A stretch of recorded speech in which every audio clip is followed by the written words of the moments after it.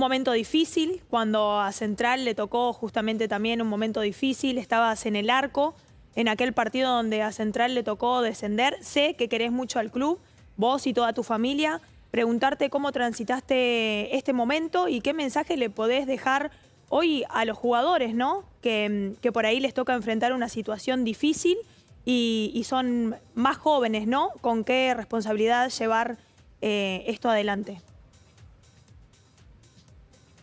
Sí, sí, bueno, lo conté después del partido que jugamos en Rosario. Era la primera vez que volví a jugar en el Gigante después de 14 años. Y obviamente no fue una semana previa fácil para mí.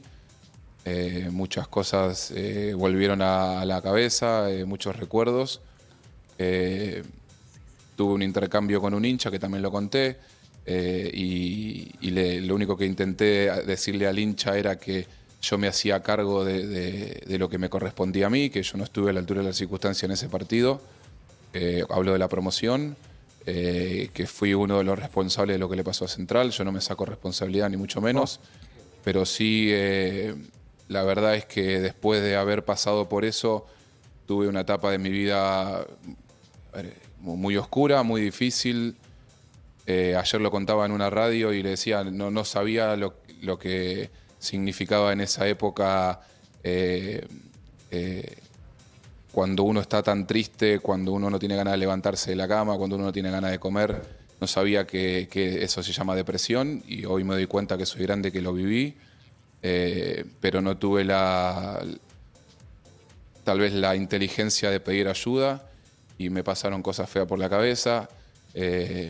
Y lamentablemente fue una etapa muy difícil de mi vida. No había conocido todavía a mi esposa, no tenía hijos, entonces hace poco lo escuchaba a Gabriel Rolón decir, uno no puede tener solamente un pilar en la vida porque si algún día ese pilar se te derrumba, claro, te cae la vida encima. Y el pilar sin duda en ese momento de mi vida era el fútbol. Y se me derrumbó el fútbol y sentí que no tenía sentido nada ya. Pero bueno, tuve la posibilidad de levantarme, de llegar a Ecuador, de encontrarme con un país hermoso que me dio la posibilidad de volver a jugar al fútbol, después de conocer a mi esposa allá, de que mis 2 hijos nazcan allá. Y de poder jugar un mundial, como por ejemplo. Pero sí no fue fácil. Pero una de las cosas que es más que me doy cuenta que tendría que haber hecho es levantar la mano y decir, muchachos, tengo miedo en este partido. Ayuda muchísimo eso. El mensaje hacerse cargo de lo que a uno le pasa a veces ayuda mucho. Y más hoy como que hay muchos más psicólogos deportivos que ya son parte de los habla del tema, claro. Si algo puedo decir a los chicos es eso, no está mal decir tengo miedo, nadie lo va a tratar de nada por decir tengo miedo, sino que hay que tener las cosas que hay que tener bien puestas para decir tengo miedo y es algo que si en su momento lo hubiese hecho, creo que hubiese sido diferente la historia. Claro, todos tenemos miedo, ¿eh? El tema es enfrentarse al miedo, el tema no es no tener miedo, obviamente. por supuesto. Y con la cantidad de cosas que hay que hacer mal para que un club llegue a esa situación, a esa instancia. Totalmente. Él era muy chiquito. Ahora, ¿qué edad tenías, Hernán? Tenía 23 años y jugué en Central desde los 13. Claro. Y ya tenía 15 partidos en primera. No estaba preparado para atajar ese partido, hoy me doy cuenta. No estaba preparado mentalmente para atajarlo. Pero bueno, sentí, a ver, perdón por lo que le voy a decir, pero sentí que iba a ser un cagón si no decía, tengo miedo. Claro. Lo sentí ese día, tengo el recuerdo de esa noche entrar a la cancha de Central con ese pensamiento. Pero bueno, pasé tantos años en Central, en la ciudad deportiva de Baigorria, en Arroyo Seco, y después no pude volver más. Y el otro día cuando volví al Gigante, algunas personas me demostraron su descontento.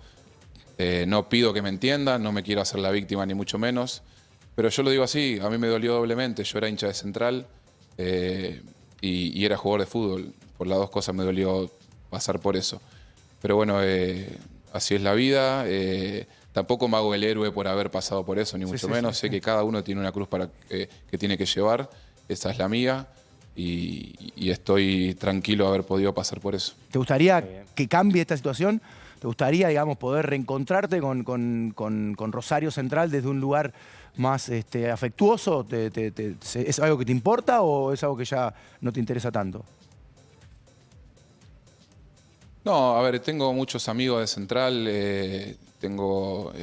a ver, lo de cuento así, hay un cuento de Eduardo Sacheri que dice: la primera vez que una vez lloras por un equipo de fútbol no cambia nunca más la historia. Ajá. Y yo la primera vez que lloré por un equipo de fútbol fue por Central, Qué bueno. cuando Central le ganó a Newell en una Copa Sudamericana con el gol de Pirulo Rivarola. Ajá. Bombazo. Pero bueno, después pasaron muchas cosas. No me quiero sentir querido, no creo que me merezca sentirme querido. Pero sí, nomás que en algún momento, tal vez si se ponen en mi lugar, que era un chico de 23 años, Claro, sí te lo con un arco mereces. muy pesado en la espalda, es que no lo pude hacer nada más que eso. Hernán, iba a ir por otro lado, ahora por ahí te lo consulto, pero cuando iniciaste la entrevista dijiste: estoy obsesionado con disfrutar esta clase de partido. Tiene que ver un poco con Claro, esta historia, ¿no? claro. El aprendizaje y el laburo sobre esto. Claro.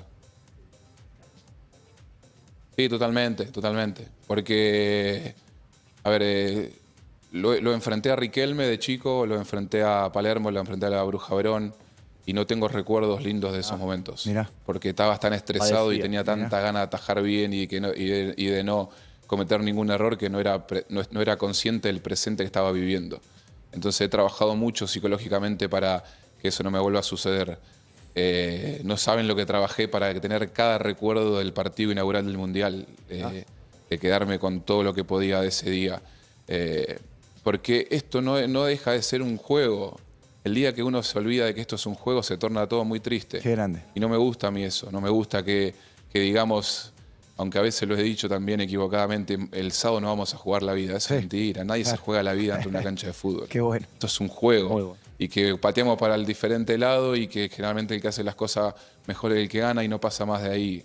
Nosotros los futbolistas tenemos que sacarle dramatismo a la vida, porque si no es cada vez peor, me parece a mí, de mi humilde opinión. Entonces hoy trato de disfrutar todos los momentos, cada entrenamiento, cada mate que tomo con mi compañero, cada viaje que me voy a Ecuador, verlo a Moy Caicedo jugando en el Chelsea y que después venga y se sienta al lado mío. Son cosas que pensé en su momento que era imposible poder vivirlas, y hoy lo puedo hacer y estoy obsesionado con disfrutarlo. Qué